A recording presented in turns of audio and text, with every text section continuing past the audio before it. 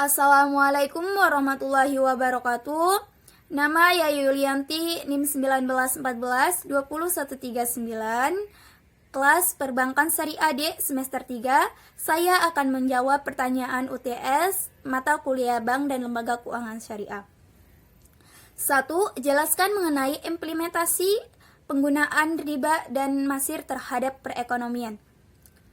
1. Ketidakadilan distribusi pendapatan dan kekayaan. Yang kedua, potensi eksploitasi terhadap pihak yang lemah dan keuntungan lebih berpihak terhadap orang-orang kaya. Yang ketiga yaitu alokasi sumber daya ekonomi tidak efisien. Yang keempat yaitu terhambatnya investasi. Pertanyaan yang kedua yaitu jelaskan dari fungsi Dewan Pengawasan Syariah pada Bank Syariah dan sebutkan fatwa DSN terkait tabungan serta jabarkan akad apa yang digunakan pada produk tabungan Bank Syariah. Fungsi Dewan Pengawasan Syariah: 1. Mengawasi jalannya operasional bank sehari-hari agar sesuai dengan ketentuan syariah. Yang kedua, membuat pernyataan secara berkala atau biasanya tiap tahun bahwa bank yang diawasinya telah berjalan sesuai dengan ketentuan syariah. Yang ketiga, meneliti dan membuat rekomendasi produk baru dari bank yang diawasinya. Fatwa Dewan Syariah Nasional: 1. Bahwa keperluan masyarakat dalam peningkatan kesejahteraan dan dalam penyimpanan kekayaan pada masa kini memerlukan jasa perbankan, dan salah satu produk perbankan di bidang penghimpunan dana dari masyarakat adalah tabungan, yaitu simpanan dana yang penarikannya hanya dapat dilakukan menurut syarat-syarat tertentu yang telah disepakati tetapi tidak dapat ditarik dengan cek, biljet giro dan atau alat lainnya yang dipersamakan dengan itu.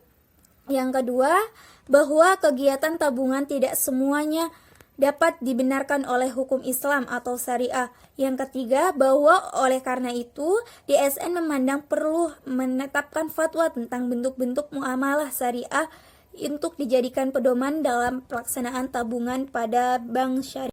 Pertanyaan yang ketiga, jelaskan mengenai kendala pengembangan BMT. 1. Akumulasi kebutuhan dana masyarakat belum bisa dipenuhi oleh BMT. 2. Walaupun keberadaan BMT cukup dikenal, tetapi masih banyak masyarakat berhubungan dengan rentenir.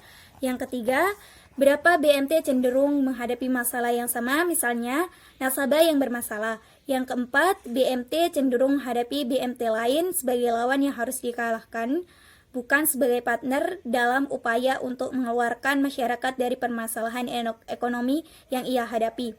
Yang kelima, dalam kegiatan rutin, BMT cenderung mengarahkan pengolahan untuk lebih berorientasi pada persoalan bisnis. Yang keenam, dalam upaya untuk mendapatkan nasabah timbul kecenderungan BMT mempertimbangkan sebesarnya bunga di bank konvensional, terutama untuk produk yang berprinsip jual beli. Yang ketujuh, BMT lebih cenderung menjadi Baitul Tanwil daripada Baitul Mal. Yang kedelapan, mengetahui pengelolaan BMT sangat mempengaruhi BMT tersebut dalam menangkap masalah-masalah yang menyikapi masalah ekonomi yang terjadi di tengah-tengah masyarakat. Pertanyaan yang keempat, apa perbedaan asuransi syariah dan asuransi konvensional? Menurut pengawasan Dewan Syariah, asuransi syariah adalah adanya Dewan Pengawasan Syariah, fungsinya mengawasi produk yang dipasarkan dalam investasi dana, sedangkan asuransi konvensional tidak ada.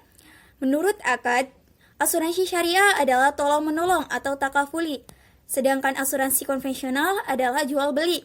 Menurut investasi dana, asuransi syariah adalah investasi dana berdasarkan syariat dengan sistem bagi hasil atau mudharabah, sedangkan asuransi konvensional investasi dana berdasarkan bunga. Menurut kepemilikan dana, asuransi syariah adalah dana yang terkumpul dari nasabah merupakan milik peserta. Perusahaan hanya sebagai pemegang amanah untuk mengelola, sedangkan asuransi konvensional, dana yang terkumpul dari nasabah menjadi pemilik perusahaan. Perusahaan bebas menentukan investasinya. Menurut pembayaran klaim, asuransi syariah adalah dari rekening tabaru atau dana kebijakan, seluruh peserta sejak awal sudah diikhlaskan oleh peserta untuk keperluan tolong-menolong bila terjadi musibah. Sedangkan asuransi konvensional dari rekening dana perusahaan.